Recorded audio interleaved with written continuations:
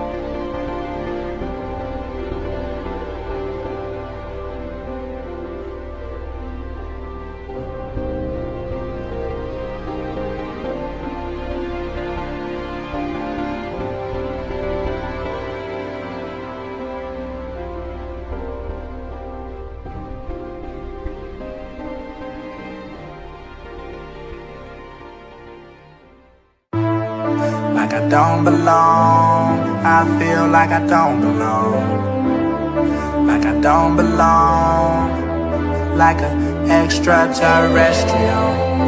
Extraterrestrial, oh, extraterrestrial.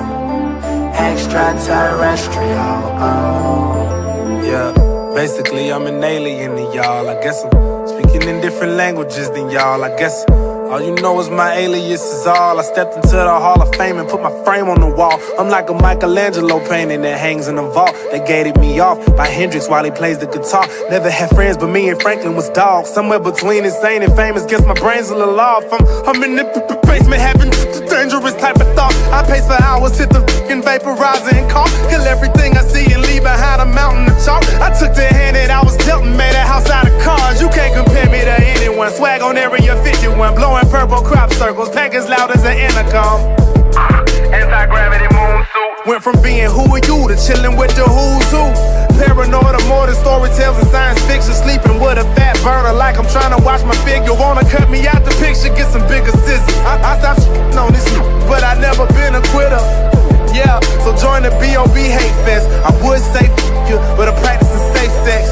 Signing off, young Jedi on the red. I rap God, I should have my own prayer line. Amen, Ray-Bans. Like I don't belong, I feel like I don't belong. Like I don't belong, like an extraterrestrial.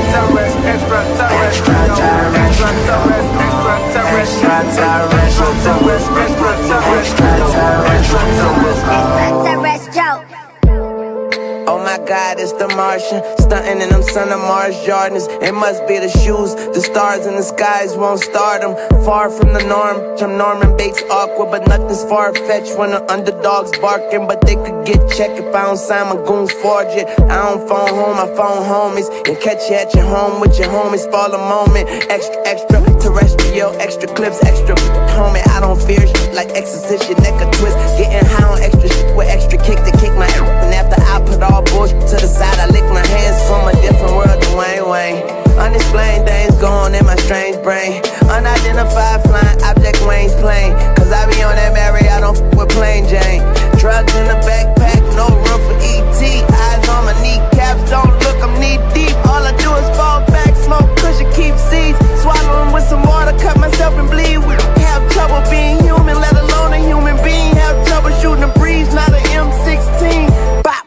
I feel what I don't understand, and that would be my own fear. And they don't understand me, I know I don't belong here. Don't you? Like I don't belong, I feel like I don't belong. Like I don't belong, like an extraterrestrial.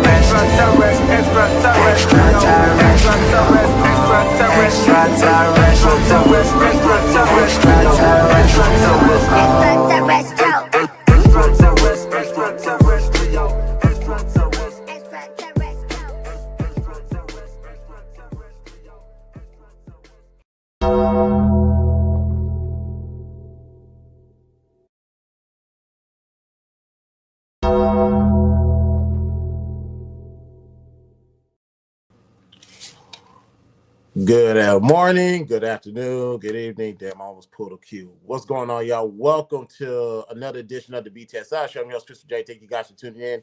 Yes, this is season number 11. Ladies and gentlemen, season number 11 starts today at the BTSI show.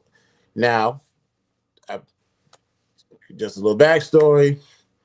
March 20th, 2015 is when I said, you know, I'm going to do this. Actually, around that time, I went live with it on March 20th, 2015. So 10 years later, here we are. That was season 1. Now we're at season 11. We are broadcasting live from, obviously, YouTube. Facebook is back. Thank you, God, because I did not want to go through the stress of creating another Facebook page to go live. And I was about this close to doing it. So we're here on YouTube. We're here on Facebook. We are back streaming on X. Yes, I think I'm still going through the review to get a blue check mark or whatever, but we're back streaming on X now. IG's in the building. TikTok, I see you guys right there. So thank you. What are you doing, young lady? I'm going through check-in and things, so I have to mostly. Okay, that's totally understand. She's always traveling. You need to fly down to Houston, but we'll talk about that on the back end. But thank you guys for tuning in. On your way in, please like, share, subscribe. Follow me on all social links are located in the description. Still on the road to 1,000 subscribers. That's all right. We slow grinding. Once we reach that goal, one lucky person will get $100 during the Cash App giveaway. So again, like I said, ladies and gentlemen, we are here. This is season 11. Now, what did I see before we get into the topics? What did I see 10 years ago? Did I think I would be in this predicament entirely? The answer is no. I just wanted to create a space where I don't have to be politically correct just to preserve someone's feelings. That's not me. I don't do that. So, Pinnacle. Yeah, Pinnacle. All right. So yeah, that's not me. I just wanted to create a space where if he said it, that's what he meant, especially at that time. Whether he just sits there and he thought about it a long time, or he's not married to the idea, it just came up that time. He said, nope, this is genuinely how Christopher J feels, and this is what he's going to say. Chris, you can't say that. You're going to offend that community. Chris, you can't say that because they're going to cancel you. I think it's safe to say I'm about uncancelable at this point, because one thing that I learned in these 10 years, actually maybe a little bit before, but during the 10 years, one thing I say is this: here's the cure, or the remedy from being canceled. Curate your own audience. Once you curate your own audience, you will never be canceled again.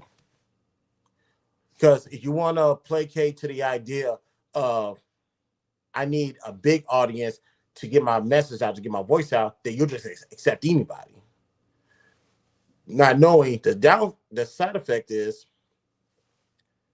if you say something they don't like, they will destroy you. My audience can never destroy me, because we are aligned like this. We may disagree on a couple of things in here and there, not to the point of, oh, we need to get him off of YouTube. We need to strike his page. All this stuff. No, I'm uncancelable at this point. Sorry.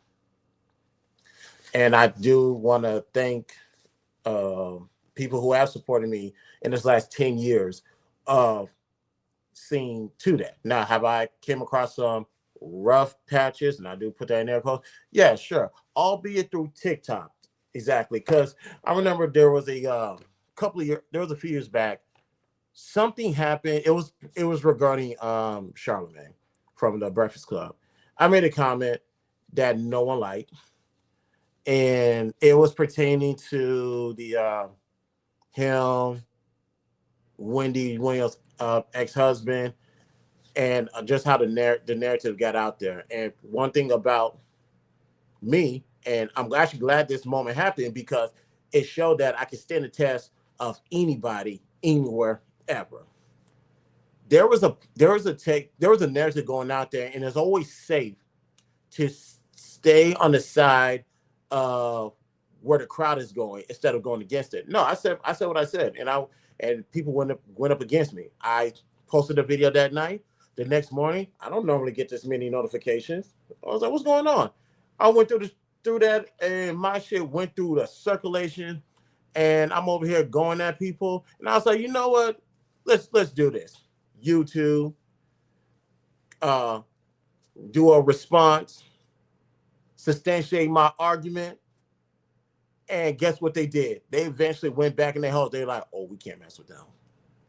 Oh, he's too good at this. Oh, and at times he could be entertaining and hit us with a jab that we can't come back from. Oh yeah, I'm that type of guy. I don't do it all the time. I'll openly admit. But if you piss me off, I will snatch your soul. I am that type of person. Don't let the suit fool you. But speaking of suit, y'all like what I got on? Put on in the chat. Y'all like what I put on. And we're gonna get into this idea of me wearing a suit later on in the show. But we're not gonna necessarily orchestrate season 11 through like quick hits, main shows, and last call. We're just gonna go through a flurry of topics. Then we're doing a hard out in about 1 hour, ladies and gentlemen. Actually, about an hour 45. So hour 30, excuse me. But let's get into the topics today, because what do I want to talk about first? We're gonna save that for later. Actually, let's talk about what happened yesterday. Real quick on what happened yesterday on the Breakfast Club. Actually, these past 2 days. Now, here's my take, ladies and gentlemen. Oh yeah, then speaking of 11 years, this is how I started the first season of the BTSI show with the disclaimer: the views that Christopher J expressed does not reflect the views of anybody affiliated, sponsor, or any ties to the BTSI show.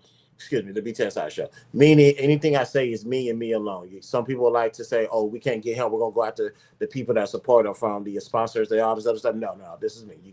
You got a problem with me, come with me. Don't. If you go anywhere else, you pussy. That's just me alone. And my sister's in the building. Hey, Erica, hold on. Can I mod her right now? Boom. And boom. There we go. My sister is modded. So let's talk about this situation on the Breakfast Club. But let me see what my friend had to say. I had to pull the phone out to take a look. who you dressing? Thank you. But we will get into that later on the show. There's a reason why I am dressing like this. I look good. I used to dress like this often. I'm gonna get back to it, but we're gonna get into why I'm dressing like this later on the show. Now, this started from Corey Holcomb. Salute to Corey Holcomb. No Corey Holcomb slander here, unless your name is just hilarious, which I understand. Well, Corey Holcomb, good guy, honestly. Met him twice already, albeit through an common people we know. Salute to Wham and salute to X. He had a strong opinion regarding Just Hilarious. And they've been beefing for a long time. I think at least 10 years now. What does the beef stem from? I don't know. But he made a comment regarding Jess's position on the Breakfast Club and how Laura LaRosa, I hope I'm pronouncing her name right, got tied into this as well. She then went on a rant on IG Live, calling out the Breakfast Club, saying how she really felt about Lorna, and it went from there. Let me say this regarding the Breakfast Club and how to set up. Now, I'm gonna be objective here. Jess Hilarious is the right person for the Breakfast Club, the right available person for the Breakfast Club. Let me make that loud and clear. That doesn't mean she's not good at all. She's great. Was she the best one? No. I can make the argument. Obviously, Jason Lee was never gonna commit to the Breakfast Club because obviously look what he's doing right now. That's time taken away from his schedule where Jess has a little bit more free time than that. So Jess Hilarious is a great addition. Matter of fact, another piece to the Breakfast Club that was needed. Even Envy articulated that yesterday. Now, Jess was pregnant. Got to go on maternity leave. Who's a suitable replacement? Lana LaRosa. Oops, almost kick my damn camera. Oh yeah, that's right. Almost trying to. And during her absence, Lana was a great host. Was a great substitute for Jess. So much so that when Jess came back, granted it wasn't quite the same to the point where you can make the argument that Lorna kind of stole her shine. However, I do believe things happen for a reason. And dare I say, I think the Breakfast Club need to go to 4 members. Now, Lorna is a senior writer, producer, or something like that up at that studio. But I do believe that it needs to be 4 hosts. It needs to be DJ Envy, Jess Hilarious, Lana LaRosa, and Charlamagne the God. Because the dynamic actually fits perfectly. Honestly, that's just my opinion. I do believe they need to we're putting that on mute. I do believe that they do need to go to 4. Now, obviously, because of all of this, what's this weird shit that is on my fucking screen? Let's just put it here for now. And I'll figure the rest out later. So, they had that conversation in the studio and had a back and forth. Obviously, it felt away. Jess was putting dirty laundry out, and Charlamagne's always going to be Charlamagne. Lana got in there as well. Here's my take on this. Ladies and gentlemen, stay off the fucking comments if you're not emotionally equipped to handle what you're going to see. Stay off the internet if you're not have some level of discipline to say that's just some internet shit. Envy was absolutely right on the money with what he said yesterday. Fuck them on the internet. Fuck them niggas. Because quite frankly, you don't know who they are. And this is why outside of recently, I have to stop going back with people online in the other people's chat or even on the stages with them as well. When it's just an avatar because they don't want to put their real face because anything you say, we're gonna hold you accountable. See, you can hold me accountable. You know how I look like. I ain't ducking for nobody. But truth be told, you don't know if you're dealing with a child-minded like adult, or a bot or whoever. So it's like this internet shit has some fallacy to it. So for the idea to just go back and forth or respond to them, it's like fuck them, because you're giving them what they want at the end of the day. You're giving them the attention that they're craving for. Mommy and daddy was not home, so they're gonna have to get on somebody's nerves, and they picked the easiest target, which is you. Now, was Corey Holcomb trying to be malicious? I'm not going to say no. I do think he gave an honest opinion, and I understand him and Jess have prior beef. But I think that was just an honest opinion, and quite frankly, Jess did not have to respond to that shit. She really didn't. Now, I understand her frustrations as a time. What's good? A happy BTSI Day. You know, we're going to dub that March 20th is officially BTSI Day. Jess, this is another one thing I am disappointed in, Jess. You're a comedian. I expect you have much more thicker skin than this. You did not have to respond to this at all in the way that you did. Now, you could have clowned him. If someone want to inform me, did Jess ever respond to Corey directly? If someone want to tell me that, then cool.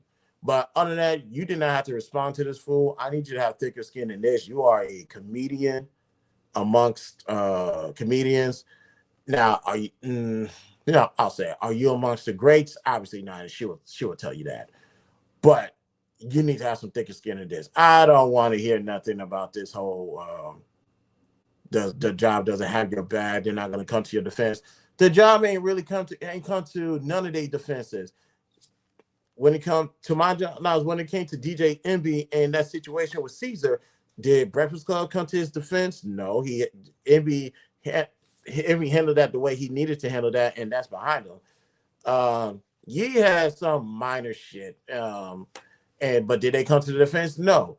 We all know Charlemagne. Yeah, Charlemagne. Charlemagne has a laundry list in comparison to those two.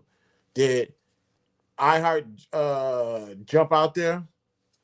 No, they didn't. To my knowledge, no, they didn't. They like, we're gonna let y'all handle this the way y'all handle it, and it worked out for everybody at the end of the day. So, Jess, understand this: iHeart's not going to come to your defense. Power 105 is not going to come to your rescue. Neither is the Breakfast Club, and quite frankly, I don't think they need to, based off of what Corey said, because it wasn't that deep at all. So I'm just going to say we all entitled to have a bad day. That was just a bad day, a real bad day. You're going to have to toughen up and get better. I don't have a problem with what Corey said. I have a problem with how Jess responded to it, although she has the right to respond the way she wanted to. But look what happened. You threw a whole entity under the bus. It's like, yeah, don't do that. I don't know how much you make. Well, I'm going to stay out of there. No, fuck it, I'll say it. I don't know how much you make a show every weekend as a comedian, because I know you travel. But let's not ruin the wake up money, the fuck you money, basically. Because I think iHeart has fuck you money. Comedians have hustle money. Let's not fuck up the fuck you money. That's a continuing residual income. You want to go at the company for what they did. There's ways to do that. That wasn't the best way, in my opinion. But I do want to credit iHeart, Power 105.1, Breakfast Club for letting it play out, just like they let anything in the past play out. Because, quite frankly, that might have been a high-rated show for the Breakfast Club. So I think everybody wins at the end of the day. But let's not be emotional with our decision makings. Let's be a little bit more tactful with it. Just a little bit more tactful. Next up, next topic, and the link is dropped. You guys are more than welcome to pull up anytime. Bronny James, LeBron James' son. We all know what happened a couple of weeks ago, and I know Stephen A. is not going to talk about it anymore. He talked about it for the last time on his self-titled show. Totally understand. People are wondering why was Stephen A coming at Bronny James or whatever. Ladies and gentlemen, Stephen A was not coming at Bronny James at all. He was going at LeBron for trying to basically set his son up for failure. Now, some people say he's a good dad. How was he setting his son up for failure? Oh, we can figure that out right now. Keep in mind, Bronny James went to USC. Do you guys want to know what his stats was? Don't worry, I got you. Bronny James, one season, USC, averaged 4.8 points per game. It's right there. 4.8 points a game. Total rebounds. So points, 5 points. Less than 5 points per game. Less than 3 rebounds per game. Just a little bit over 2 assists per game. And I find this to be abysmal, by the way. That was Bronny James before he got into the NBA. And as far as the other stats, field goal percentage, 36.6. 3 points, 26.7. Free throws, 2/3. No, this is not good. And combined with these stats right now, this is ass. Absolute garbage. Ladies and gentlemen, this is not a one-and-done player. You need to spend at least 2 more seasons, possibly 3, in college to sharpen your skill sets as a collegiate basketball player. Now, but did that stop him from going to the NBA? No. With these stats, why is he in the NBA? Obviously, we know why, because of nepotism. LeBron told the Lakers, wherever Bronny goes, I go, because I want to play at least 1 season with my son. So you guys better draft him. So the question is, does this make the Lakers seem soft for cowering or acquiescing to LeBron James? I would say so. I would able to say so. That was a weak move. That particular moment makes them look soft in the moment, just in the moment. I'm only going to be respectful, say in the moment. That makes the Lakers look like, oh, y'all not that well respected. Y'all went from Kobe to this. So, with that being said, now that those are his abysmal stats, ladies and gentlemen, those are his abysmal stats. He get drafted. Second round, 54, 55th pick, I believe. What has he done in the NBA? Now, we all was there when he played the first game, so history was made. First father and son to play in the NBA. It's like, all right, cool. We got it. What has happened since then? Let's just say it was so bad that, rightfully so, he needs to go to the G League, the developmental league, ladies and gentlemen. Go crafting your skill sets, and you could be a decent. Now, people say he could be a great NBA player. I believe, I will hope so, at least. He's going to be decent. I would say he will be a decent role player. Let's get to role player first. Because right now, ladies and gentlemen, this are his current stats. On the left is G League. On the right is with the Lakers. This is why, if you look at the right, this is why he should not be in the NBA. And keep in mind, LeBron said he is better than some of the players in the NBA. That's damn near intellectually dishonest, but I'm gonna tell you why. Let's go over the stats real quick. Points per game, less than 2. Field goal percentage, 1/4. 3 points, 1/5. Free throw percentage, a little bit better. Rebounds and assists, good God Almighty. Now let's transition to the left side. This is his G League performance, and of course, I like this. I really like this. I like what I'm seeing in the G League, and albeit it's a developmental league, and I say good. Go there, stay there for a year or two, and come back when your father is on his way out. That's what I believe. I'm going to leave the stats up there a little bit longer so you guys can see what I'm talking about. This is garbage. LeBron James, I'm saying your son sucks. Matter of fact, let me take this down so there's no confusion. LeBron James, your son sucks. When it comes to NBA standards, your son absolutely is garbage. Yes, I said it. Now, like I said, we all know why he's in the league. And people are going to say, well, white people do it all the time. Fuck them. My energy is the same. I didn't like it when they do it. What makes you think I'm going to like it when you do it? Now, the only time we'll come into defense is when people say, man, why is LeBron James in the Bronny James in the league? Why he gets to go be chosen over all these players? Then I'm going to step in and say, because your ancestors did the same thing for people like you. That's when I will jump in and tell those people to shut up. Now, LeBron, I'm here to tell you to shut up as well. If somebody wants to say, call out what you're doing, let it happen. Because you know what it is. At least do what the white people did and don't address it at all. Oh, he's only supervisor or high position CEO, whatever, because his daddy owns the company.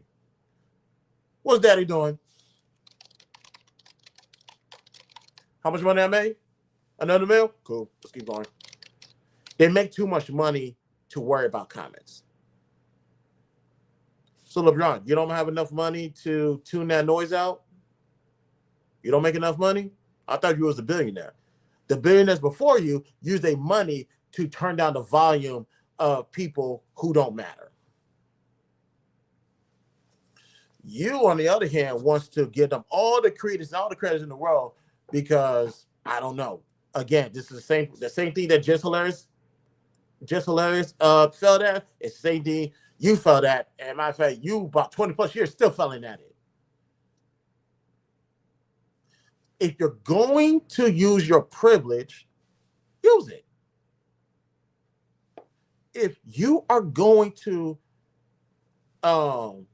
manipulate the system for your benefits, do it. Just don't turn around and get mad at somebody calling you out for it. Trying to get at Stephen A. Stephen A. didn't talk about your son. He did not get in his personal life. He did not do that on the inside. No matter of fact, I think he has every right to talk about your son's game in the court. Oh, you don't believe me? Look at them stats. What the hell is this? And these are stats from USC. Look at that. Look at the stats from USC and look at the stats from the NBA. Come on, stop it. Anybody has every right to call out your son's game at play because it sucks. If you don't want your skills critiqued, go sit in the stands like everybody else. In the NBA, your son sucks, LeBron. It's all right. But in G League, he is pretty damn decent. So much so, like I said, give him, let me take this off the screen. Oops. Give him a couple of years, and yeah, he will be a nice role player, a solid role player. Bronny James will be. Now, will I think he is ever going to be as dominant as the leading guy? No. Or if he is, the team is not going to be that good. He can be a leading guy, but he needs a Dwayne Wade. Bronny James needs a Dwayne Wade in order to have a good NBA career. And there's nothing wrong with that. There's absolutely nothing wrong with that. He gets a good number two. Them numbers are going to go up. And we're going to forget about all of this. Man, his father brought in links. So look at these numbers. Look at these highlights. And because of that, look how much money he's making. Bronny James don't hear none of that shit. That's how you beat the system. Plenty of people before us had beat the system the same way. Why be acting like you don't know what you're doing? This ain't new. Use your privilege, but stop bitching and complaining about it. That's all we're saying. LeBron James. And as I said, your son sucks. He sucks right now. He's doing good in G League. Let him craft his skills, and he'll be a decent NBA player. A a great one once he finds a solid number two. That's all I'm saying. Yeah, I said it. You'll be all right. You will be all right. Like I said, this is the BTSI show. I say what I want, and I'm not hard to find. So, with that being stated, let's get into some more topics. And like I said, the link is dropped. If I'm wrong, you guys are more welcome to pull up and tell me how I'm wrong, but we all know better. But let's get into some more topics.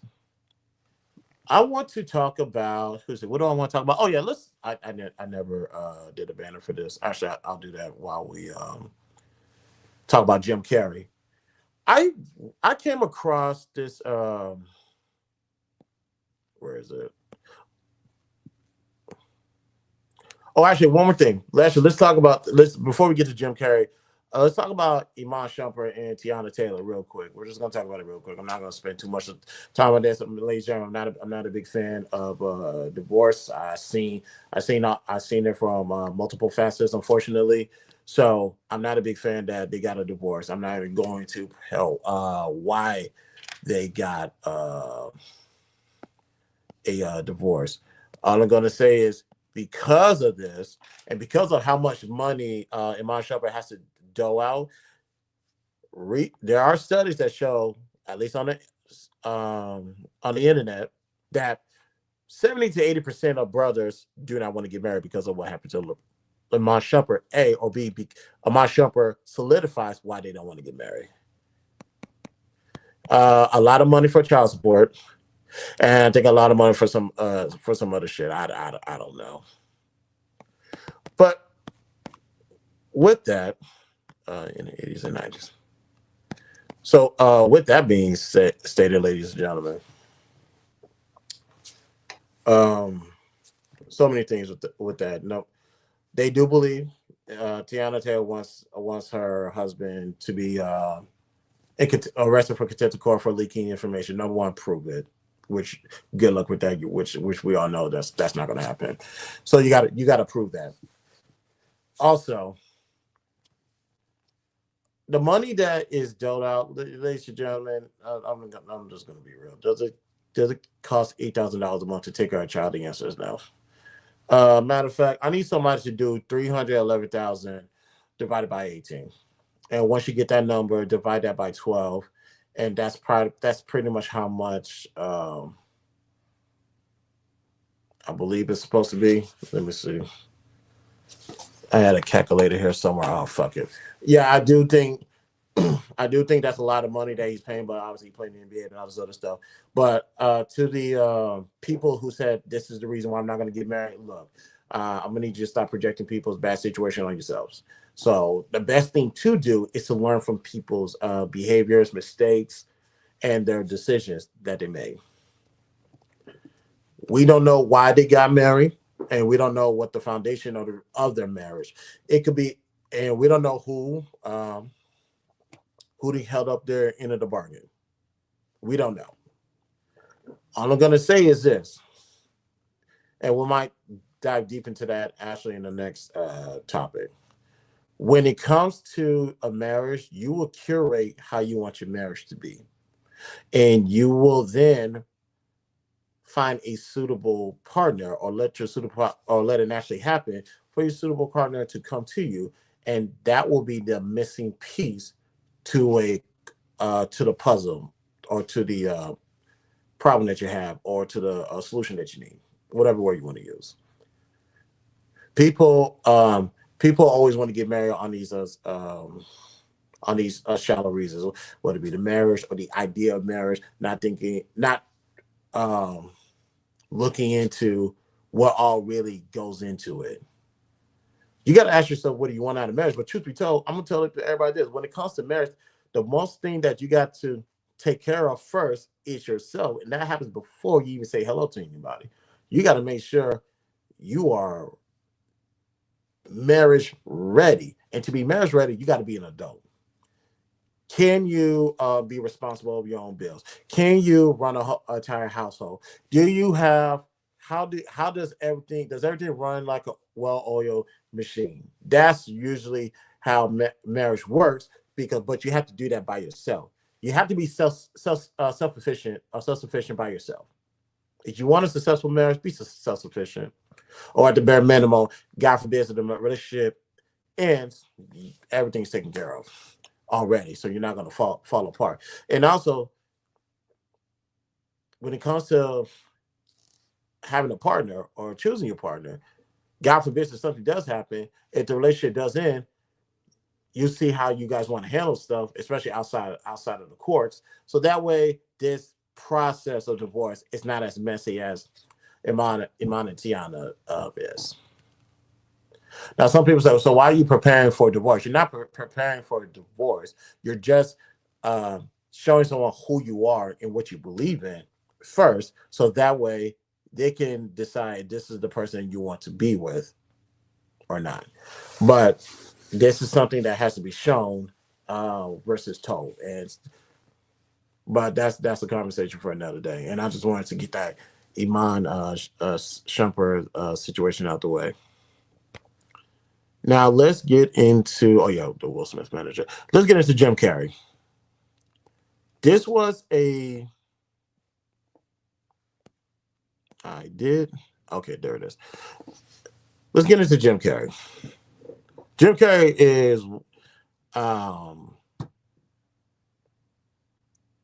I'm not gonna say Jim Carrey's a GOAT. Let's just put that out there. He's in the conversation. One of the funniest guys ever, improv and everything. There was a period where people thought he was crazy. People thought there was something wrong with him, like suicide or that type of stuff. Like they thought he was supposed to be out of here. Now, he said something on the red carpet some years back, and it got people wondering, like, what's going on with Jim? I was young and I didn't quite understand it. I saw the video resurface again, and it made me think. I was like, maybe he's not entirely wrong with what he said. Let's see. Here's what Jim Carrey said, and some of you guys are going to remember this video, but here's what Jim said. Jim Carrey, yes. What? I've covered a lot of fashion weeks. This is the first time I've run into Jim Carrey. Wait, tell me, is it true you're wandering the streets? You need a date to the party? What's up? No. I'm doing just fine. I just, there's no meaning to any of this. So I wanted to find the most meaningless thing that I could come to and join. And here I am. They're celebrating. You got to admit it's completely meaningless. Well, they say they're celebrating icons inside. Celebrating icons, boy, that is just the absolute lowest aiming, possibility that we could come up with. It's like icons. Do you believe in icons? I don't believe in personalities. I don't believe that you exist, but there is a wonderful fragrance in the air. You don't believe certain icons have the power to make change, to think differently, to be bold, to inspire others? Artistry? You're one of them. On the good foot. Ha! Yeah. You shut it down now. Yeah, no, I don't believe in icons. I don't believe in personalities. I believe that peace lies beyond personality, beyond invention and disguise, beyond the red S that you wear on your chest that makes bullets bounce off. I believe that it's deeper than that. I believe we're a field of energy dancing for itself. And I don't care. But Jim, you got really dressed up for the occasion. You look good. No, I didn't. Was that an get dressed accident? up. I didn't get dressed up. Who did? There is no me. There's no you. No. We're not here. This is a dream? There's just things happening. And there are clusters of tetrahedrons moving around together. Okay. Yes. So what's happening in our world right now? Because there is a lot of news that actually is relevant that's not that Here's uplifting. the thing. It's not our world. None That's of this the is key. real? Nope. So you're just passing We don't through. matter. We don't matter. Oh, wow. There's the good news. Okay.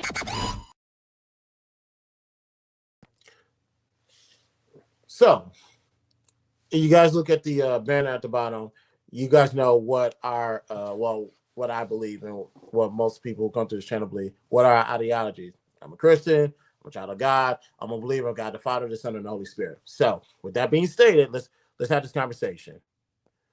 What would Jada say? He must be doing another movie and still in character. He tends to do this. At times, some actors do that. Some actors do that, but I think Jim Carrey is just great at what he does, to the point you're not going to get a thespian out of him. Not to say he can't be a thespian, but it's the fact that this is who he is. So I'm not going to say he's going in between roles, because he usually plays the same character in multiple movies. You can go to Ace Ventura. You can go to my favorite Jim Carrey movie, which is Liar Liar. The last 3 Sonic the Hedgehog movies. You're going to get the same Jim Carrey. And Kevin Hart is the same thing as well. I don't need to be a thespian. I just need to be me. And this is what bringing all these opportunities to me. So now I'm going to bring that same me to the big screens, and let's do business together. That's my beliefs. I think that was genuinely Jim Carrey. So whenever that red carpet was, I didn't understand what he was saying. I didn't, not to the point where I said, oh, he lost his mind. I just said, oh, I didn't get it. I just kept the movie. When that came up and I listened to it, and I was like, oh, whether he believes that or not, what he said made sense. Like, none of this matters in the grand scheme of things. This I got on, I look good, and I'll tell you why I got it on. But at the end of the day, in comparison to something bigger, it doesn't matter. What he's saying is none of this matters at all. But look how we're glorifying it. Like, oh, we have all the celebrities here. It's like, so what?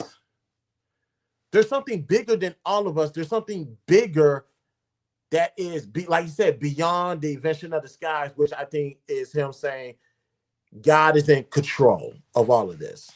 And the grand scheme of things, we do not matter, because there's something bigger happening. There's something else going on that is bigger and more valuable than this, than what we choose to celebrate. And when that hit me, I was like, wow, what a difference of education and experience I had to go through to understand that he is absolutely right.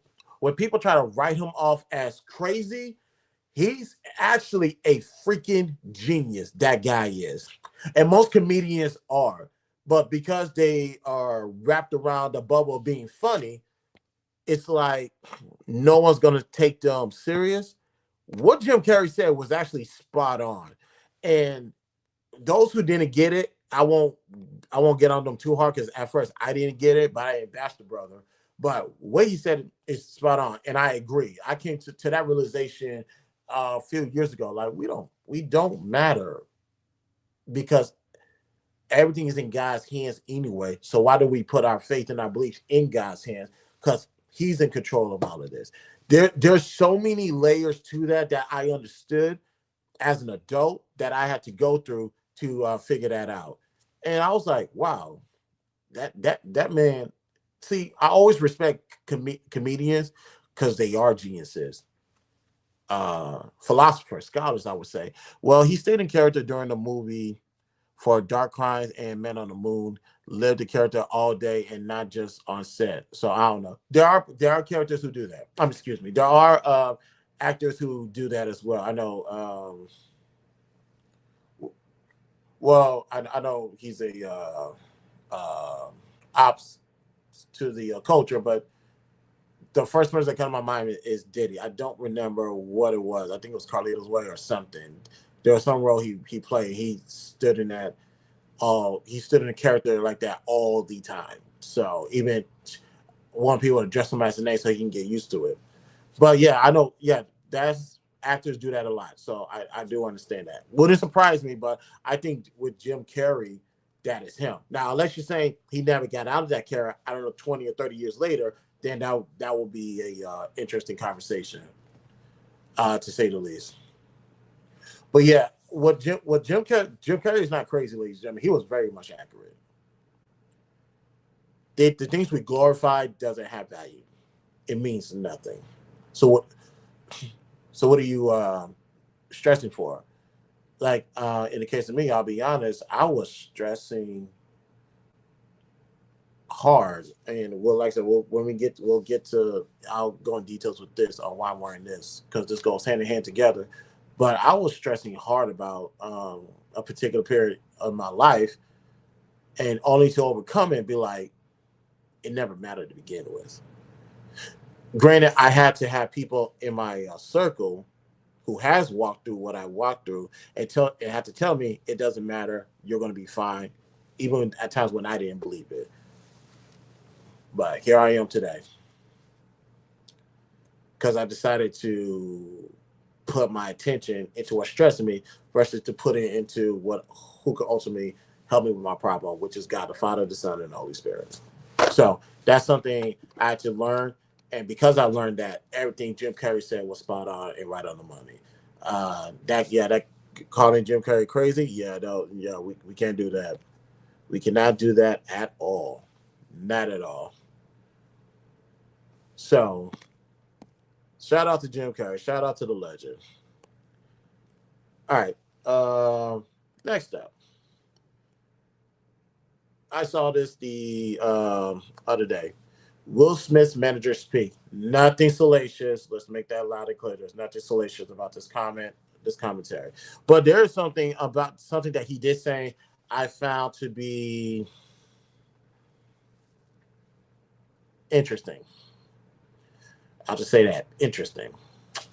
What did Will Smith's manager say? The truth is you deserve 50% of that business. If I come into a new artist, I have already my relationships. I already have the understanding of the business. I already have the knowledge. I'm not learning that with you side by side. If I'm an investor in a restaurant and you're the chef, you might know how to cook, but you don't know how to run a restaurant. I could put the money up for the location. I know how we're going to make it big. You just cook? Great. We're 50-50 partners. You cook, I run the restaurant. That's going to make us all the money. The partnership of manager and artist should be a real partnership because I'm putting the same sacrifice. I'm giving my same hours as you are. I'm late at the studio. I'm sacrificing my family the same way. I'm putting my own money into paying my flights. You don't have money to pay me yet. Pushing you in every single way. I'm taking the fights. You're babysitting because a real manager solves the other person's personal problems on top of that. If the artist then blows up and becomes a weekend, then you can start lowering the percentage of a manager as that goes because now I don't have to chase so many opportunities. They're coming to us. The touring is all set. You know how to work in the studio. Your relationships are set. So now I become an investor, an operator. So I'm going to lower that level of percentage to match my duties and my jobs that I'm doing now. The first couple of years, the first contract should be 50-50. We should be us working together with one goal to build partnership, to build a business, an entity together. The truth is you deserve 50% of that business. If I come into a new artist,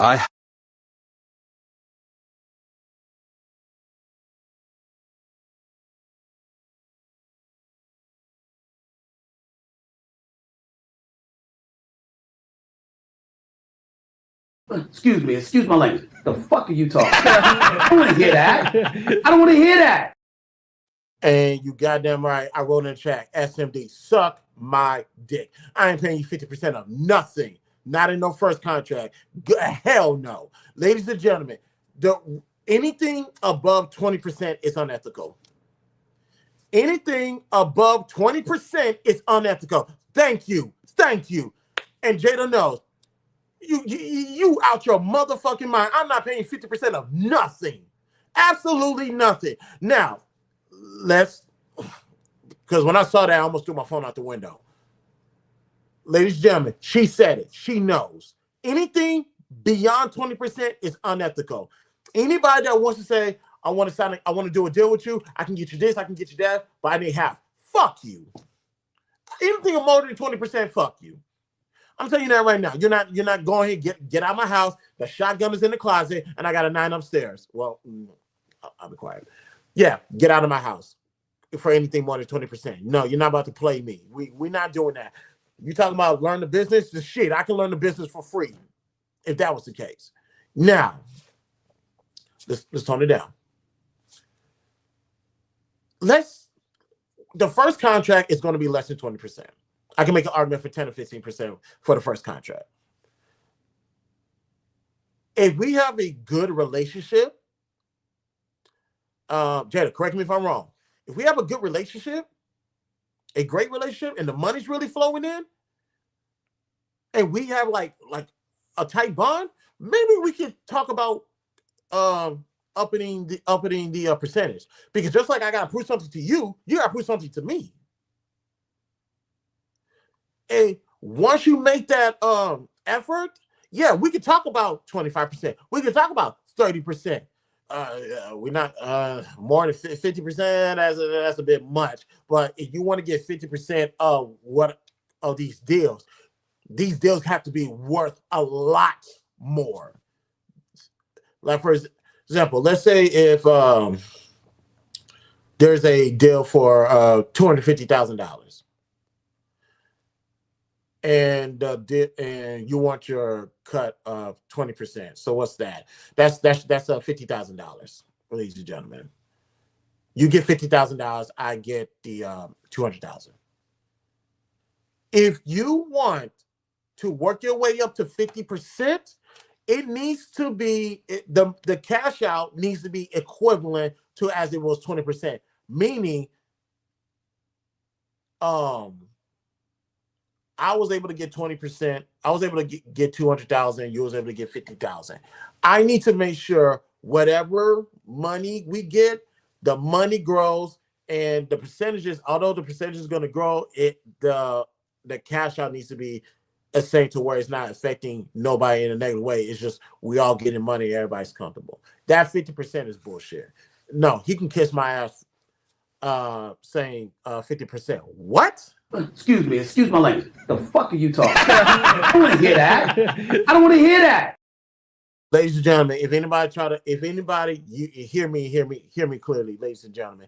If anybody try to offer you more than 20%, the answer is no.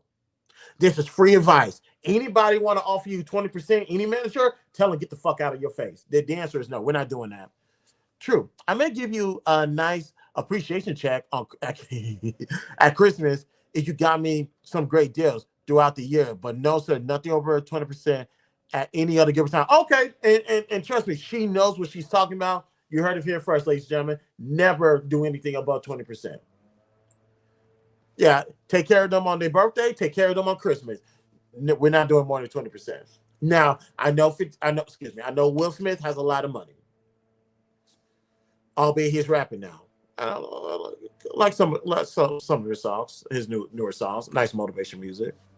But it will never get to the point where I am giving you half of anything. No. If you want to get half of my shit, well, I was going to say you need to be my wife, but you need to be a female, XX chromosomes. We don't play that game over here. But 50%, no, we're not doing that. Absolutely not. This is not that type of relationship ever. Do not get played, ladies and gentlemen. Do not get played. 50% suck my dick. Let's get to the next topic, ladies and gentlemen. 50-50 in the 80s and 90s. Proof that some of these talking points, who's playing right now? U of H, and I don't know who the other school is. Okay, I'm tripping. When it comes to these conversations, these YouTube talking points, these Clubhouse talking points, and how it placated, it spread everywhere, including mainstream media. Keep in mind, ladies and gentlemen, people has always said this is nothing new. They're having the same conversations from back in the day. The only difference is everybody got access to the internet, and you can talk to anybody, anywhere, ever. Let me do this. You may even be able to borrow money if you're going through something, and I may even let you keep it when you pay it back. But come on now. You want a solid 50% like you were important like that? Yeah. Regarding the manager, yeah. No, we're not. I agree. Managers are important. They're not 50% important. They're only 20% important. Managers are 20% important at the most. At the most, 20%. Like I said, unethical. Heck, at a certain point, I don't even need you anymore. You just thank you. You're just the face that makes the arrangement because they already want me. What we talking about? Exactly. Like, I understand what he's trying to say. I need half of that because you're not going to need me anymore, so I can go get like my benefits and keep them moving. I don't give a damn. You know what I mean? You're not getting half of anything that I make. We're not doing that. 1/5 at the most, at the absolute most. And like I said, I can make an argument for your first contract. It needs to be 10%. Second contract, 15. Third contract and moving point needs to be 20%. And like Jada said, Christmas, I got you. And I'll even add it on birthdays, I got you. Any of that? No. We're not doing that. Sorry. But let's get into this 50-50 conversation in the 80s. This is regarding marriage. Now, Felicia Rashad was on the Breakfast Club this morning. I didn't get to watch the interview. I just saw the clip, and I'm gonna play it. But yeah, Felicia Rashad is beautiful, ladies and gentlemen. That is a beautiful woman, and I mean that. So y'all don't believe me? Let me show y'all. Where is it at? Here we go. I'm gonna tell you the one that sticks with me. When you told Sandra's boyfriend, Alvin, that is iconic. Would you and Dr. Huxtable like some coffee? Coffee? Yeah, coffee. I'm sorry, Mrs. Huxtable. I didn't think you did that kind of thing. What kind of thing? You know, serve. Serve whom? Serve him. Oh, serve him! As in serve your man? Well, yeah. Now, I'm going to bring him a cup of coffee, just like he brought me a cup of coffee this morning. And that, young man, is what marriage is made of. It is give and take 50-50. And if you don't get it together and drop these macho attitudes, you are never going to have anybody bringing you anything, anywhere, any place, anytime, ever.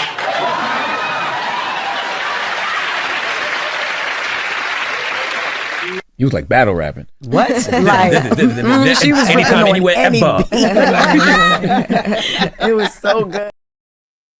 Told you, Felicia Rashad is beautiful. And like I said, I found out a few years ago, she's from Houston too. I never known that. But these 50-50 conversation, like I said, has been around for years. The only thing is it has evolved due to time, technologies, access to the Wi-Fi. I have a conversation about 50-50 with people that I probably would have never talked to in real life. They either in New Orleans, they're in LA, New York, somewhere else on the East Coast, even in the Caribbean, London, having 50-50 conversations. Let me tell y'all something. With these conversations, the question is, if you guys are having this conversation, when is the graduation date? When is the growth of these conversations? You just heard Claire Huxtable said the relationship is give and take. It's a give and take situation. So, and also, I know people don't like this word partnership. They don't like the word. They say, no, this ain't no partnership.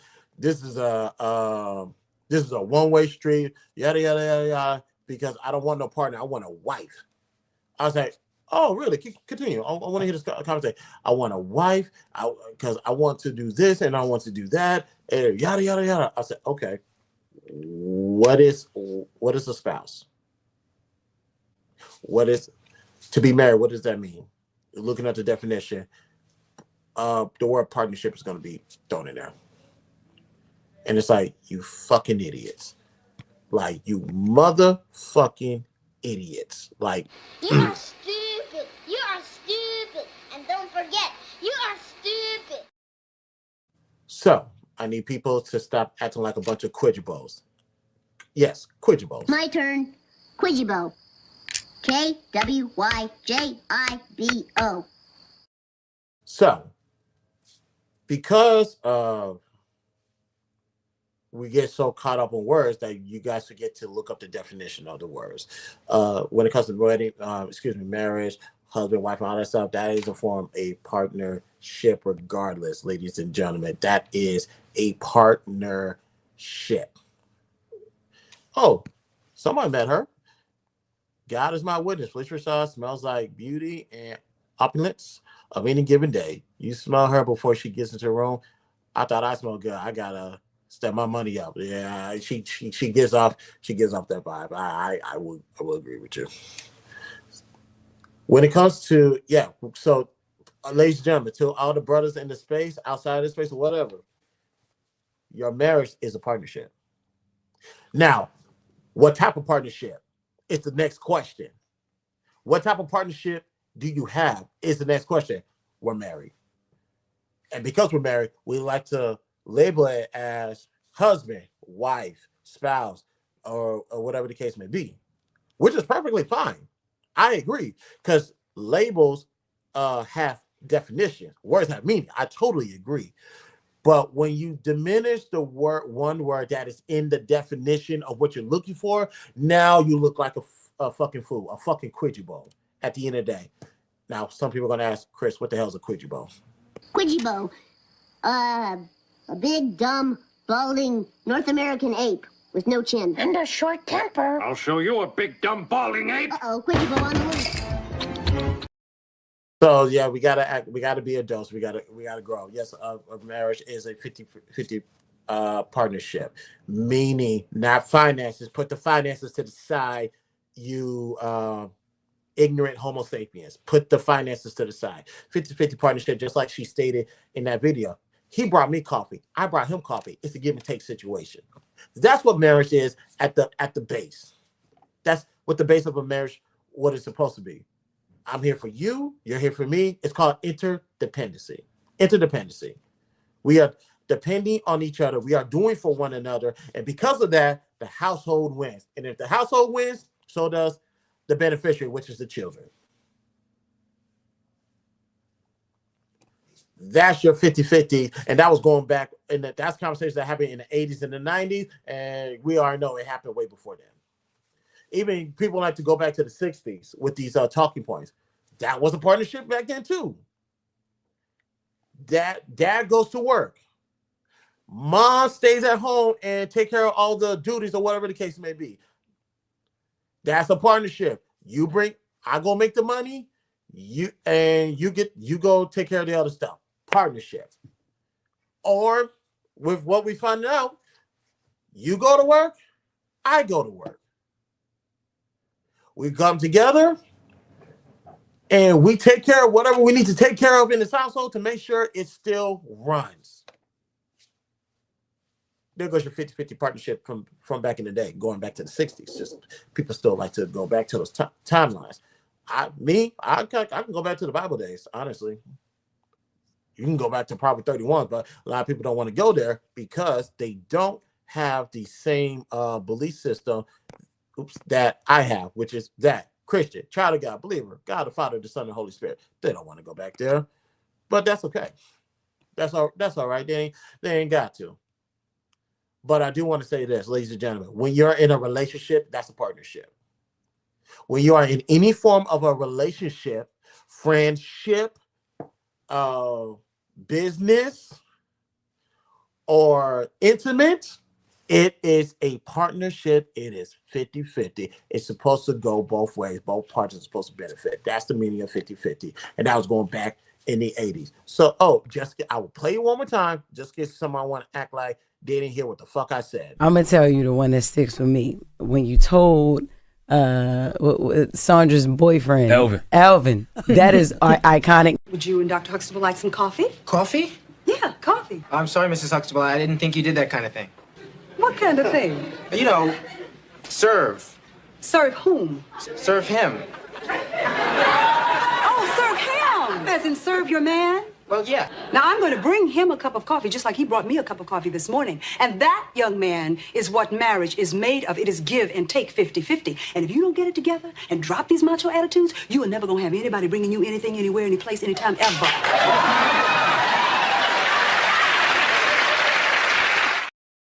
Now, keep in mind, the reason why I'm playing that is because, yeah, we got some people that want to, and ladies and gentlemen, women do this too.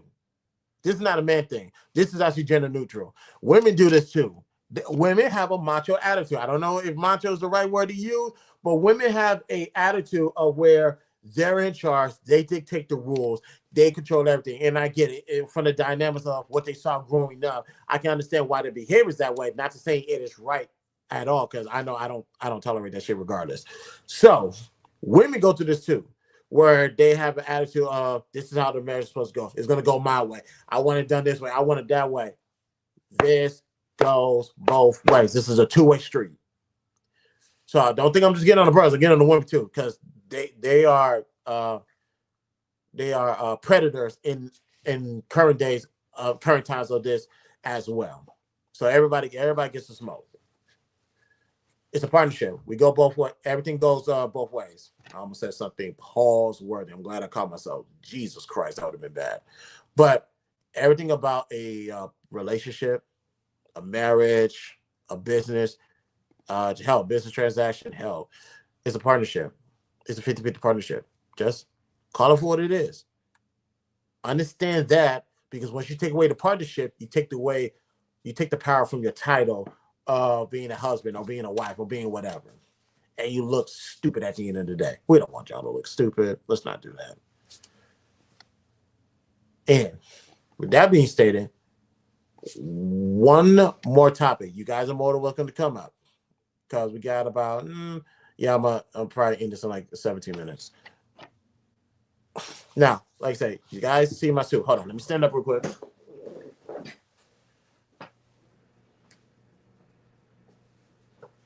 Those people up. All right, people on TikTok can see me. Y'all see how I look? Y'all see how I'm dressed? Now, people online, let's go here. Yeah. Y'all see what I got on? Nice suit. Nice and comfortable. Oh, yeah. Some people want to say I'm fat. Do I look like I'm fat, y'all? Do I look like I'm fat? Like, let's be real. Oh, I forgot I got a screen in the back. This is how I look. This is how I'm dressed. Like I said, when you guys hear me say that I am the best dressed on YouTube, I mean this. I really do mean this. I am literally that guy. You see what I'm got on. Your favorite stylist couldn't do a better job. This is my department. This is where I thrive in. So now that y'all see the work, why? Oops, almost busting my ass. Now that y'all see what's up, why am I dressed like this? There is a gem that I caught from Stephen A. Stephen A. reunited with Skip Bayless on Skip Bayless' podcast, which was a good nostalgia feeling. Told some stories, and there are some things that hold on, what'd you say? Get close and show them the toes and the socks, and then I'm gonna sneak and check IG later and see if some.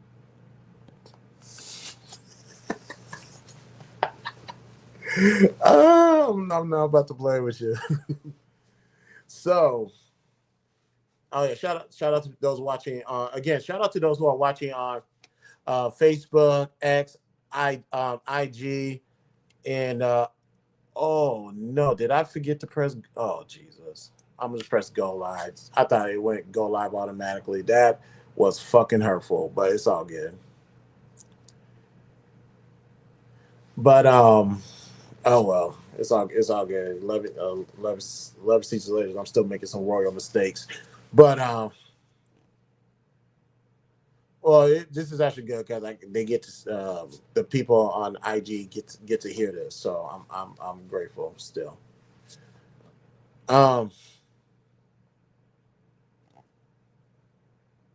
Why am I dressed like this?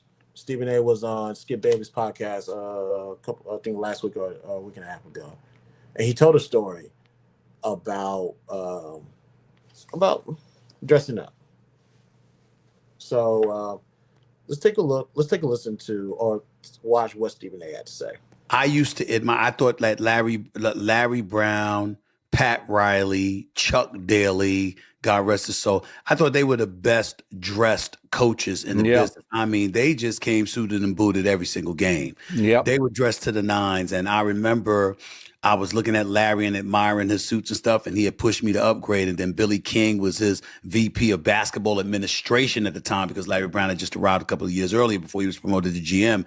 And Billy King was a sharp dresser in his own right, and he would tease me about it. And Aaron McKee, they called, nickname Blue. Everybody called him Blue because he always was wearing something blue suits and all this stuff. And Aaron McKee is one of the best dressed dudes in the NBA. He was sharp as a tack.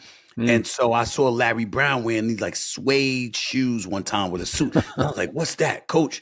And I said, I'm going to go to the mall and get me a pair of shoes. And I drove down to King of Prussia because Pat Croce was the president of the 76ers at the time. And I went to King of Prussia and I came strolling down the stairs, and there was somebody there at the bottom of the staircase. And I was getting ready to ask him a question. Where's the shoe department? He said, Stephen A. And the guy says, I'm such and such. Pat Croce and Larry Brown told us to expect you. I said, excuse me? And they said, here's a bunch of shoes. And I was like, what?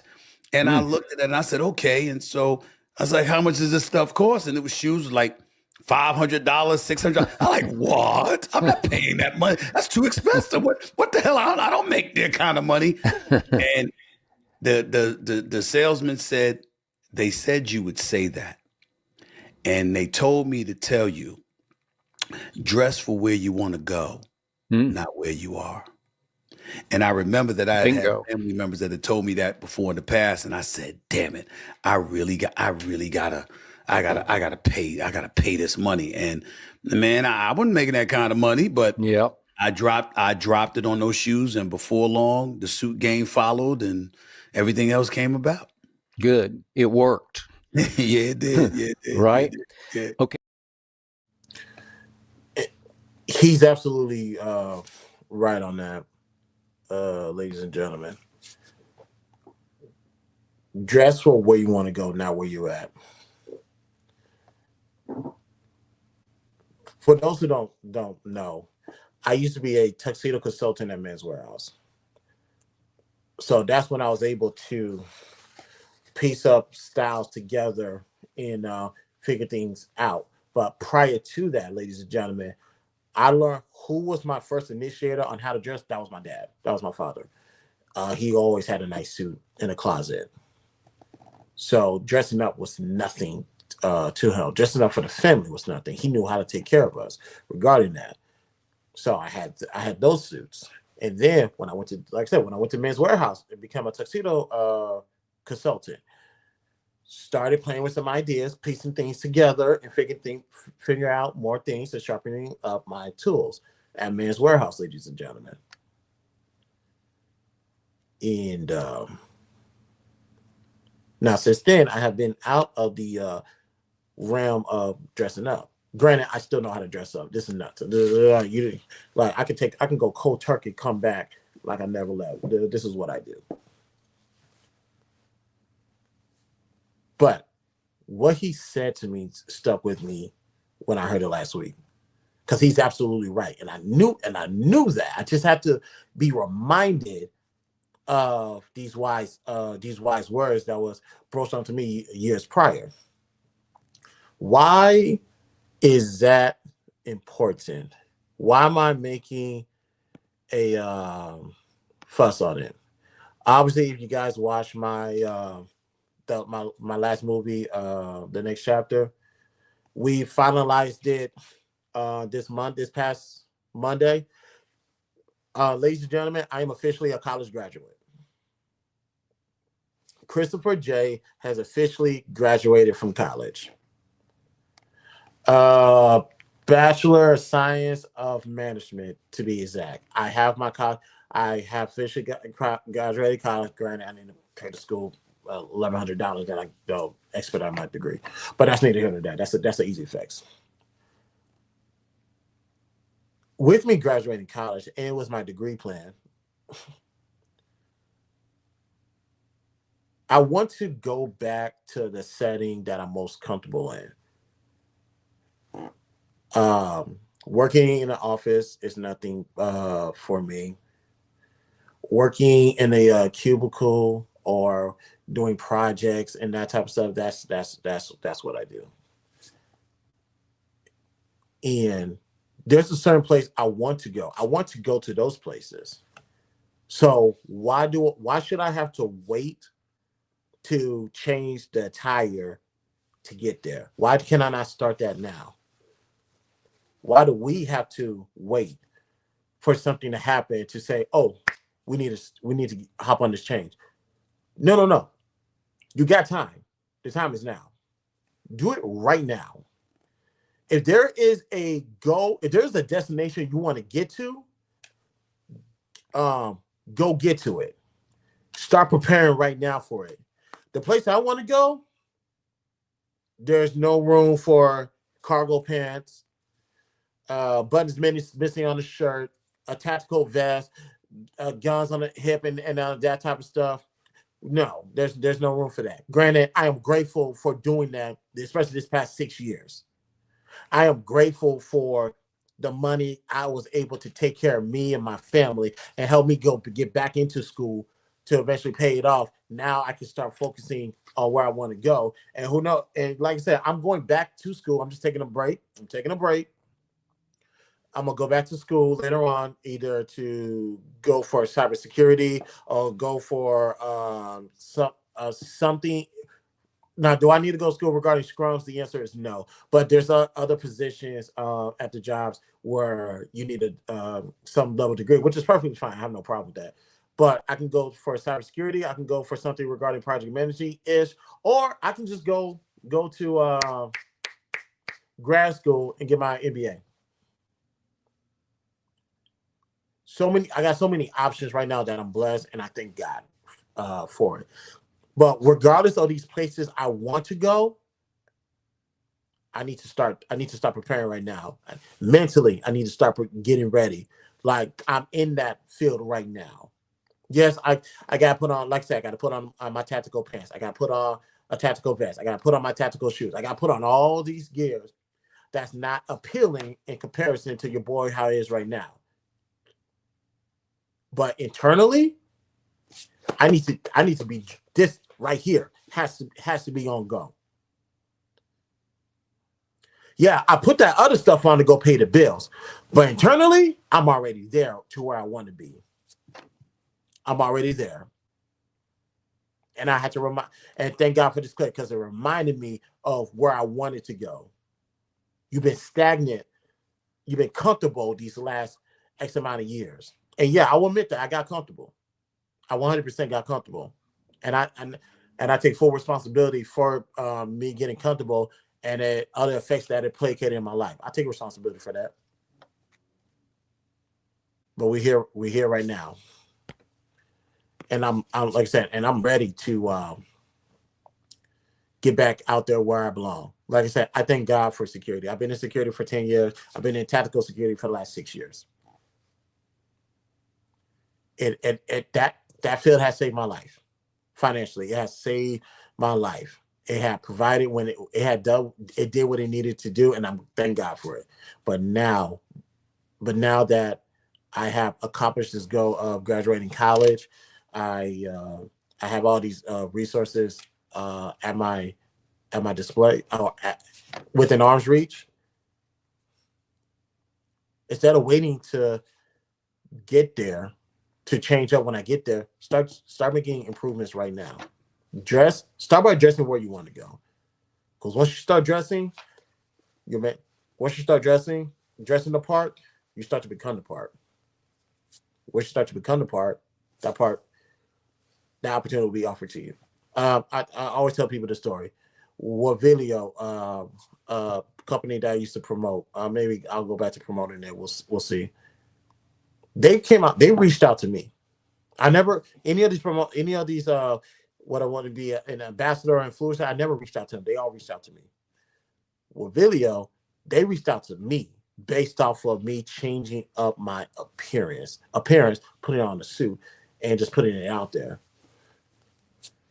Because I made that simple change, ladies and gentlemen, an opportunity present itself.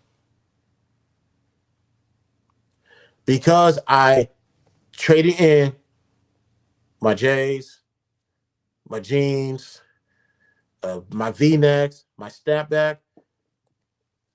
I traded it in for a suit, a tie, slacks, and shoes. And guess what? I know how to do multiple combinations of attires. An opportunity opened up and it reached out to me. Now, some people say that's just with video. Let's be respectful. That's a video. That is a company that they didn't have to reach out to me, but they did. And if one of them can reach out to you, multiple can as well. So because I invested in myself, somebody wanted to invest in me. That's how it works. Start investing into who you are so you can get the outcomes that you're looking for. That's how this game works. Some people get frustrated and upset because they're not seeing the results instantly. That's fine. That's perfectly fine. People want Hot Pockets results. No. Leave it on the stove. Let it cook some more. Let it simmer. Let it figure it out. It's going to be worth it at the end. You're going to get your money's worth. Thank you, baby. I appreciate that. Yeah, because I'm not going to hold y'all. That really did hit me Monday. I turned in my PowerPoint presentation because, and another thing. This for the record, disclaimer: I'm not no financial advisor or anything like that regarding investments. That's not me. That's not who I am. The last 5 weeks we was getting into the Alphabet Incorporated, pretty much Google, and I'm telling y'all, you guys might want to look into Alphabet Incorporated. If you look to investing into a company as far as stock goes, Alphabet Incorporated might be a good look. Just go look at it before you make any decisions. I'm going to invest. I'm definitely going to invest. I need to call whatchamacallit and tell them to make some shares. I want to start buying some shares into Alphabet, especially with what they got going on in the AI category. Now, with me doing all of that, and I submitted the PowerPoint on Monday, and we're going to be quick because we got to go. I submitted a PowerPoint on Monday, and I finished up 2 discussions for the class. I started my journal in saying, given that this is my last discussion as an undergrad, I do want to thank the readers, the professors in the institution. I'm not going to hold you. I got choked up. I got choked up because if you guys remember that segment, the chapter Stage Walk in my last movie, I put what year I graduated. I started college, which was August 2007. Granted, I walked off stage. They allowed me to walk on stage in October. I officially graduated college Monday, technically. So what's that? That's about 18. About 18 years. I had to go to college with all the hardship, personal thing going on in my personal life, family, and everything not going the way I thought it should go. I can look back at it now and say, wow, that's resilience, excuse me. That's a example of never giving up. And like I said, there was times where I thought I just walked away from it, but it kept on calling me back. And people to thank for that. Like I gotta thank my family. Of course, it really starts with my father. That I need to thank him. Regarding that, let me read this real quick. Invite in those with AI and other functionalities that makes it work for everyone, rather than inviting in a platform that uses it. I say that because a lot of these major companies don't bring in much. A lot of these companies don't bring in much. In comparison to, if we're still talking about Alphabet and corporate, in comparison to them, I would agree. I would definitely agree. I think they are ahead of the pack now. There are some downfalls because while they are leading in innovation, they're still leaving trail for the competitors to copy them and try to copy a better format. And also, one thing that Alphabet is having an issue with is certain laws that allegedly they're violating, and they're constantly being taken to court for violating service privacy laws, especially regarding with the AI technology. But with all of that, and with all the money that they have able to revenue, I believe $92.7 billion was the revenue number that I saw in there up until maybe a few years ago. But whatever, it's almost similar to Apple. Apple always gets sued for something slowing down. What does Apple do? Go ahead and pay it and keep it moving because we already made that money, and we're going to keep doing what we're doing because they have over 90% user ratings worldwide. So Alphabet Incorporated is always going to win in that regard. Look at me speaking about Alphabet Incorporated like I went to college. I was saying I can put into Nike, but why? Nike barely made you $100 in 5 years. But I invested in other stuff that makes Nike even be a thing and made $100 in less than 5 months. So that's why you always gotta do your research from top to bottom. And thankfully, and that's why I have all 5 of my journals from school, so I can tell you what I did to do the research for Alphabet Incorporated.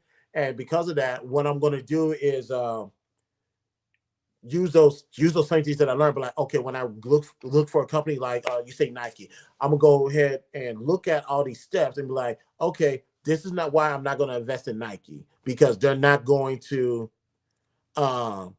give me my money back. The ROI is going to be piss poor. So I totally understand that. You got one thing, because people just going to start looking for the numbers. No, you got to look at who's running the company. You got to look at what innovation or what are their plans. Always start with the mission statement, the vision statement, and where they're going first. Start with that first and see how it benefits the employees more so than the customers, because the employees got to believe in the mission first, and then they can spread that around the world. And can we believe into that company? See, Jada got me out here speaking like I'm in the business sector of YouTube. Let me focus. So many people to thank. First and foremost, glory to God for me going through what I went through this last 18 years. Because although it took me 18 years to graduate college, there's a lot of things I gained in that. Not only in college, but in my personal life. So now, when Grayson decides to go through this, he's going to be all set. You're not about to make the same mistakes that I did. Albeit, we're gonna teach. I'm gonna create a. There's gonna be some boundaries, a learning boundary, so you can learn how to navigate this. So that way you don't go in the same path that I did. So I got to thank God for that. I got to thank God for my father. I'm not gonna say it was bad. It was bad between me and my pops during this whole college years, especially the beginning half. Now that I was able to get my own family, go through that experience, he was able to see it all the way through, all the way at the end. So shout out to my dad for that. To my friend, she, my best friend, the one that I always talking to, she made a suggestion that I didn't think was possible regarding me getting back in school. And I thanked her for this. Hold on. Alphabet made $400 a share since since COVID-19, excuse me, 5 years ago. I'm just saying, what? Probably the only spike they're going to see until another pandemic or something. That's why I had to read it. Jada, we're going to talk about that later, because I'm going to tell you what I was able to research and what were regarding the AI technology and innovation and all the assets that they were able to acquire in the last few years, and what they're positioning and what they're propositioning to go in the next direction. It's not inside trading, ladies and gentlemen. Let me make that clear. I am not engaging in inside trading at all. I'm only telling her things that I was able to research on my own on the internet. This is not inside trading. That is a federal offense.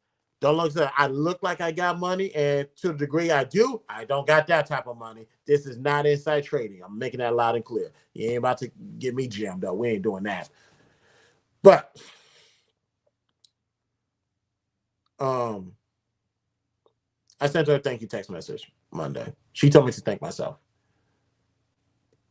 And yes, I always, when it comes to being me putting everybody before me, I go last regarding that, because I want to make sure that I show my appreciation to people that got me to this point. That's why I give my gratitude and my acknowledgments to everybody first. I'm still going. I made it this far. I'm going to be here, and here I am, ladies and gentlemen. So yes, I did the research. I looked up the links, sources. I made my mistakes, a lot of mistakes in these last 18 years regarding school. And I was able to recover from it and fix it and figure it out. And we are on this side of the fence. Ladies and gentlemen, my stress levels have gone, damn near disappeared. Now that I got my job, I can use this degree to find other jobs. My school, the career side, I'm a lifetime member with the school regarding finding a career, and also I can plug in the holes here and there financially until I put the investment in at work to get the money that I feel like I deserve, or that I can negotiate. Let me say that. It's not what you deserve, it's what you negotiate. Everything's looking up. Everything's looking up. A lot of things that stressed me before does not stress me now. So I want to say thank God for everybody that played a part in me getting to this side of the fence. I really greatly appreciate it. I really do. But with that being said, ladies and gentlemen, we must depart. Yes, we must depart. I need to go out in the world. I'll be back later. So what are we going to be doing with the BTSI show moving forward? We're going to be doing something. We're going to be figuring something out. We're going to get a consistent schedule, especially now that everything's working in my favor now. Glory to God. Let's pray that it stays that way. We're going to get some more shows. My first episode, outside of Get It Off Your Chest, first episode is going to be a dark psychology episode. We're going to look into, let me see, I think I already have it preset.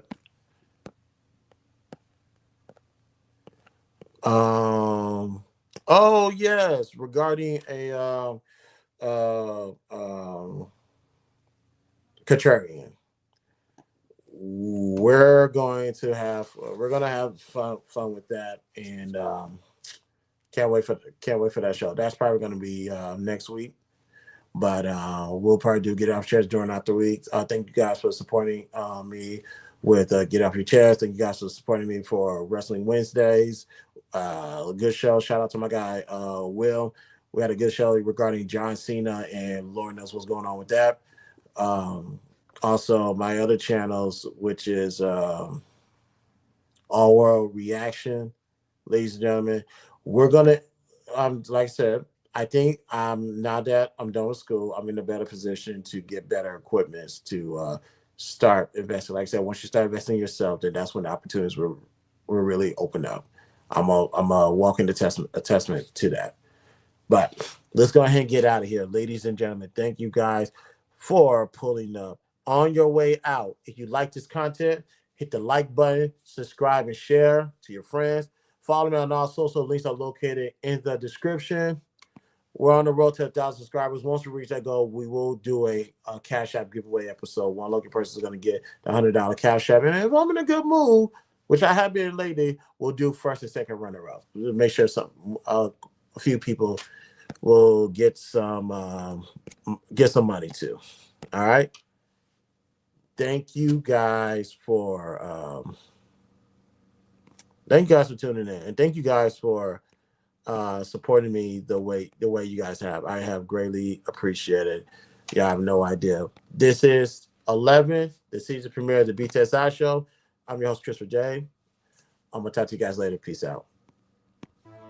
Like I don't belong, I feel like I don't belong. Like I don't belong, like an extraterrestrial, extraterrestrial, oh, extraterrestrial, extraterrestrial, oh. Yeah, basically I'm an alien to y'all. I guess I'm speaking in different languages than y'all. I guess all you know is my alias is all. I stepped into the Hall of Fame and put my frame on the wall. I'm like a Michelangelo painting that hangs in a vault. They gated me off by Hendrix while he plays the guitar. Never had friends, but me and Franklin was dogs. Somewhere between insane and famous, guess my brain's a little off. I'm in the basement having dangerous type of thought. I pace for hours, hit the fucking vaporizer and cough. Kill everything I see and leave behind a mountain of chalk. I took the hand that I was dealt and made a house out of cards. You can't compare me to anyone. Swag on Area 51, blowing purple crop circles, pack as loud as an intercom. Anti-gravity moon suit. Went from being who are you to chilling with the who's who. Paranoid or more than storytells and science fiction. Sleeping with a fat burner like I'm trying to watch my figure. Wanna cut me out the picture, get some bigger scissors. I stopped shitting on this, but I never been a quitter. Yeah, so join the B.O.B. hate fest. I would say f*** you, but I'm practicing safe sex. Signing off, young Jedi on the red eye. Rap God, I should have my own prayer line. Amen, Ray-Bans. Like I don't belong, I feel like I don't belong. Like I don't belong, like an extraterrestrial, extraterrestrial.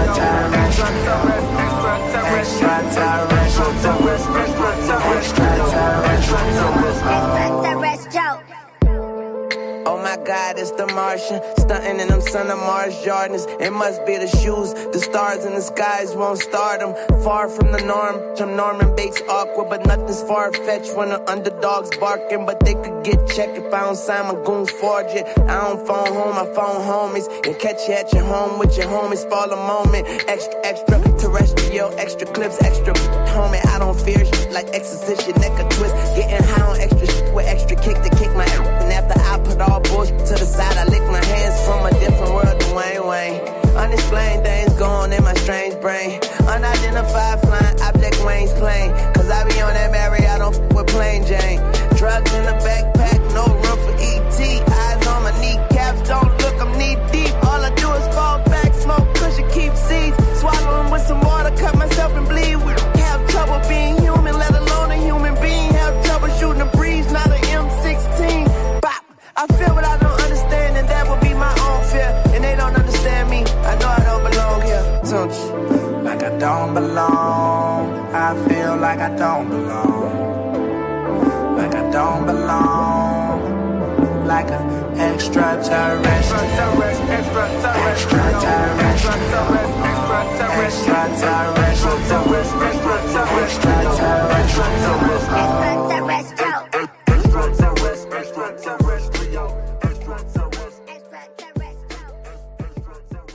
It's a mess, but hey, don't even worry about it.